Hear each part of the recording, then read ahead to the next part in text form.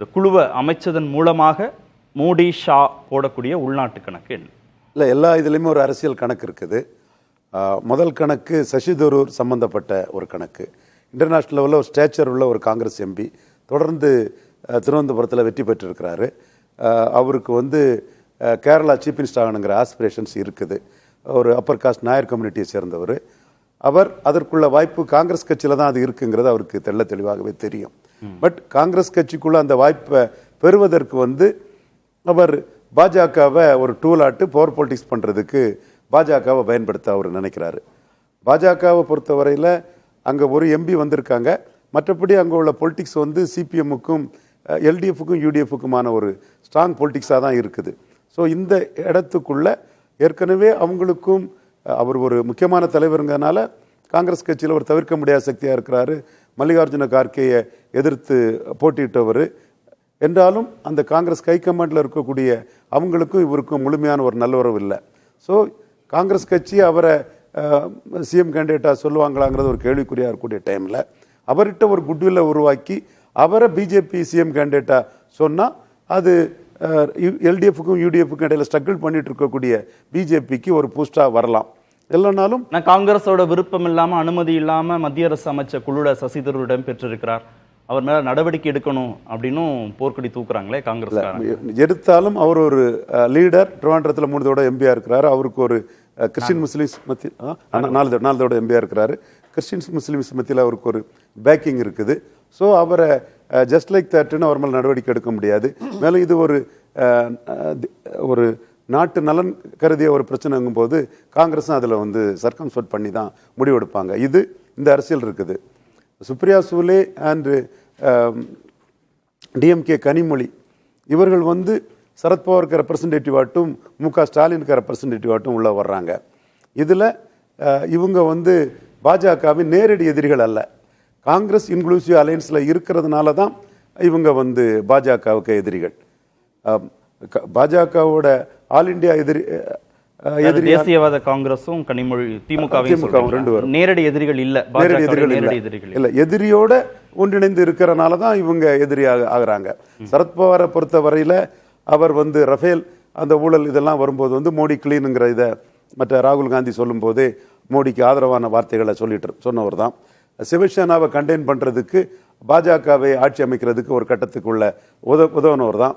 Electoral alliance நேரடியாக வரலனாலும் கூட மோடிக்கும் சரத்பவாருக்கும் ஒரு நல்ல உறவு இருக்குது. அன்னைக்கு நீங்கள் பார்த்துருப்பீங்க, கழிஞ்ச ஒரு கூட்டத்தில் தண்ணி குடிக்கிறதுக்கெல்லாம் சரத்பவாருக்கு பிரைம் மினிஸ்டரே தண்ணி எடுத்து கொடுத்த அந்த சீன்லாம் பார்த்தாங்க. To be call is bad is is bad. 240 தொகுதியாக குறைஞ்ச பிறகு சரத்பவார் டிஎம்கே போன்றவங்கள்ட்ட ஒரு சேனலில் நல்லுறவு வேணும்னு நினைக்கிறாங்க. திமுகவை பொறுத்த வரையில் அங்கே மகாராஷ்டிராவில் பாஜக பெரிய ஃபோர்ஸ். ஸோ அந்த இடத்துக்குள்ள உள்ள பார்வை தமிழ்நாட்டுக்குள்ள இல்லை. தமிழ்நாட்டில் பாஜக வந்து நெகட்டிவ் ஓட்ஸ் அதிகம் உள்ள ஒரு ஃபோர்ஸாக தான் இங்கே இருந்துட்டு இருக்குது. என்றாலும் மோடியை பொறுத்தளவில் பலகீனமான காங்கிரஸ் இங்கே 10 எம்பி சீட்டு வந்துட்டு இருக்காங்களேங்கிற ஒரு எண்ண ஓட்டமும் இருக்கு. அதற்கு பிரதானமாக தானே திமுக வந்து பாஜகவை எதிர்க்குது. காங்கிரஸ் கூட இருக்கிறதுனாலயா பாஜகவை எதிர்க்குது திமுக? அதுதான் இங்கே தமிழ்நாட்டோட தனித்தன்மையில் இருக்குது. பாஜகவுக்குள்ள மகாராஷ்டிரா செல்வாக்கு வளையம் தமிழ்நாட்டுக்குள்ள இல்லை. பாஜகவோட எதிர்ப்பு சக்திகள் தமிழ்நாட்டில் பலமானது. அப்போ 3 எலெக்ஷன்லையுமே வந்து தமிழக முதல்வர் முக ஸ்டாலின் வந்து பிரைம் மினிஸ்டர் மோடியை எதிர்த்து தான் தன்னை தகவமைச்சிட்டு வர்றாரு. பட் பாஜகவின் பார்வையில் இங்கே கன்னியாகுமரியில் மட்டுமே டெபாசிட் வாங்கின வசந்தகுமார் மட்டுமே டெபாசிட் வாங்கின காங்கிரஸ் கட்சிக்கு வந்து இங்கே 10 எம்பி வந்துகிட்டு இருக்கேங்கிறது வந்து பாஜக பார்வையில் ஆல் இண்டியா சென்ட்ரிக்கா, அதுவும் 240 எம்பினி ஆன பிறகு அந்த எண்ண ஓட்டம் அதில் இருக்குது. ஸோ இதில் ஒரு பிரதான எதிர்கட்சியும் அங்கீகரித்தது மாதிரி இருக்கும் நேஷனல் இஷ்யூவில். ப்ளஸ் அவங்கள்ட்டையும் ஏதோ ஒரு வகையில் ஒரு சின்ன ஒரு குட்வில் ஏற்பட்ட மாதிரி இருக்கும்.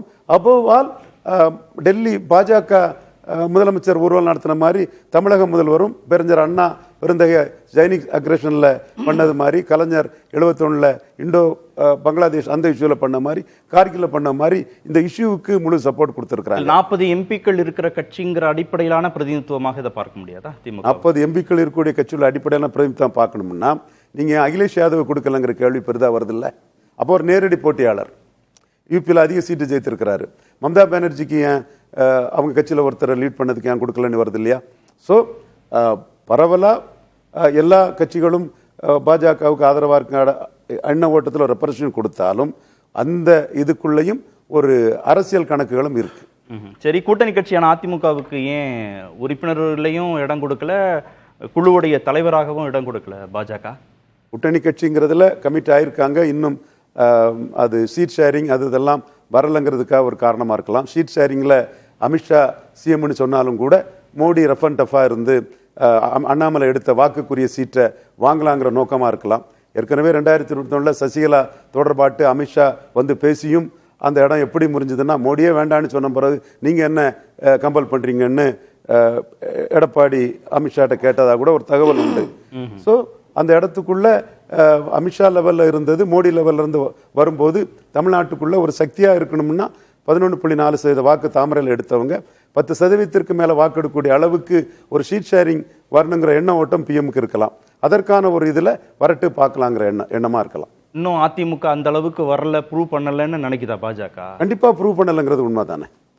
ஏன்னா 22 எம்பி சீட்டு 2 எலெக்ஷன் இல்லாமையா சட்டமன்ற தேர்தலில் அதிமுகவுடனான கூட்டணிங்கிறத உறுதிப்படுத்தி இருக்காங்க. கூட்டணி தான் உறுதிப்படுத்தியிருக்காங்க. சீட்டுக்கு தான் நீங்கள் ஒன்றும் சீட் ஓட் டிரான்ஸ்ஃபரிங் கெப்பாசிட்டியும் சீட் கன்வெர்ட்டிங் கெப்பாசிட்டியும் இல்லாதவங்கிறத சுட்டி காட்டும் போது எங்களுக்கும் இந்த அலையன்ஸில் கணிசமான சீட் இருந்தால் தான் அது பலன் தருங்கிற அடிப்படையில் அவங்க இந்த மூவ் எடுத்திருக்கலாம்.